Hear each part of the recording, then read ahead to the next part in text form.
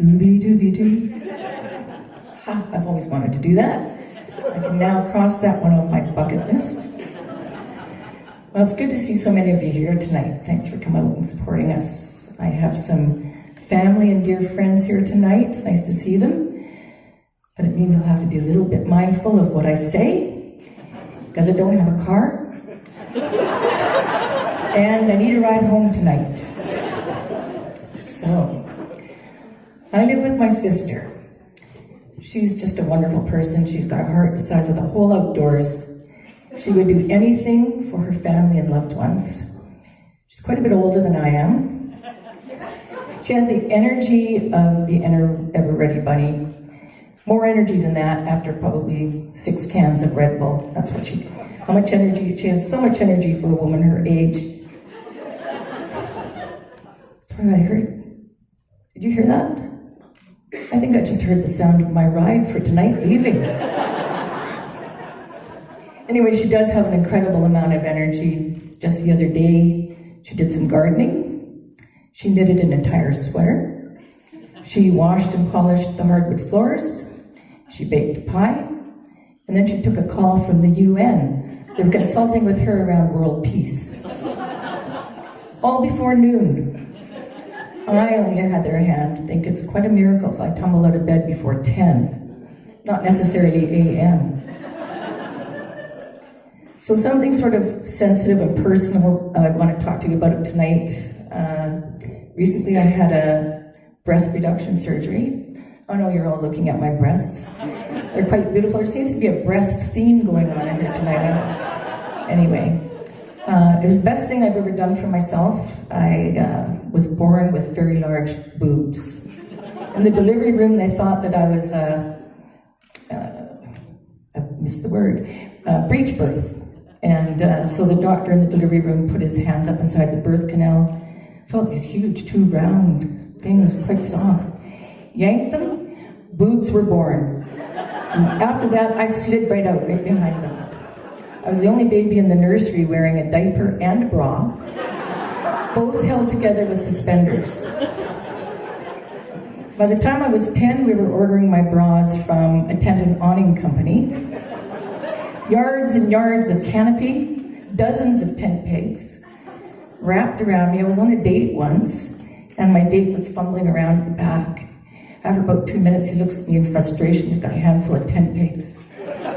He says, is that a bra you're wearing, or are you expecting an assassination attempt? So I had the surgery, and I was quite pleased with the results. Oh, before that, sorry. I found them quite advantageous at times, because I played softball quite a bit when I was growing up. And I played shortstop, lots of action. So when I would reach down to get the ball, if I missed my glove, my boobs would snap right up.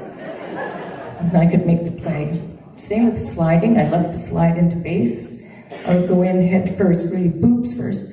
My breasts would cross the plate 6 seconds to the rest of my body, and I'd be safe. But having the surgery was great. My folks live up in the Okanagan. Dad's 93, Mom's 89. But even as I say that, I can hear her voice in the back of my head. I'm not 89, I'm 88. She'll be 89 in 2 days. They wanted to see how I looked after the surgery. I was having back and neck problems, and they were concerned for me. So we went up there, and we did our hellos and hugs as I went to the door. My dad looks at me, he looks up and down. Well, now that looks a lot more sensible. He's 89.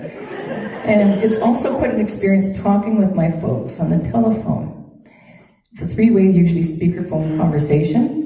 I'm not always sure that I need to be there for the conversation. It's them talking back and forth. In the same room, it was not Friday, it was Saturday. It was 2:15, no, it was 2:30. It was after my daughter's appointment. Every once in a while I'll go, and walk back to the phone, walk back and forth. Sometimes I'll jump in with something, and they're both hard of hearing, and I'll start talking, and my dad will start talking over top of me. So I'll get a little bit louder. He gets louder, and so I just give up, and I think, I'm never really sure if it's because he's hard of hearing, or if it's a memory issue, and he's thinking, I gotta say this right now, I've gotta get it all out, or so I'll forget. But that's my folks. My dad plays, he does volunteer work, and he plays pool twice a week down at the rec center. And every once they play for money, a loonie here, 25 cents there. Quite regularly he'll call and he'll leave a message on my phone. Jan, it's your old dad here. I played pool today. I lost another 50 cents of your inheritance. I started to get really pissed off about this, right? Because I've been keeping track for 10 years. And he's lost almost $200 of my inheritance.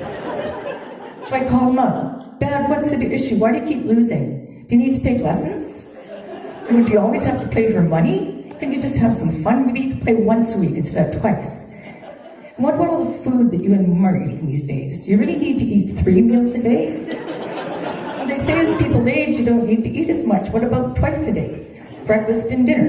And all those medications you take. I know they're not covered under your medical plan. They're very expensive.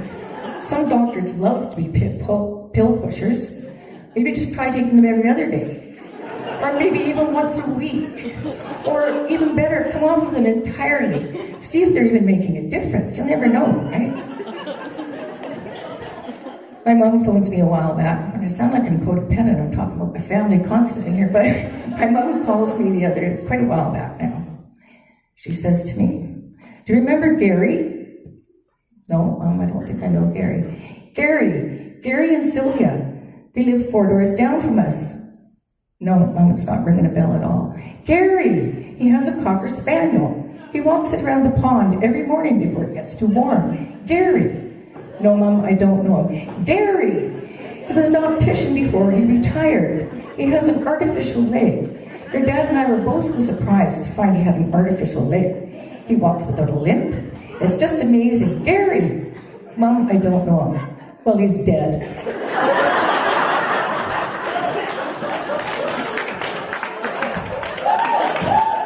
Now my dad comes home and he wants to be in the conversations. We're back on the speakerphone. He says to me, hi Jan, how's it going? Not too bad, Dad, how are you? Do you remember Gary? I said, Gary, is he the guy with the Cocker Spaniel who likes to walk around the pond? He used to be an optician? Yeah, that's the guy, yeah. He has an artificial leg? Yeah. He's married to Sylvia? Yeah, that's the guy. No, don't know him, Dad.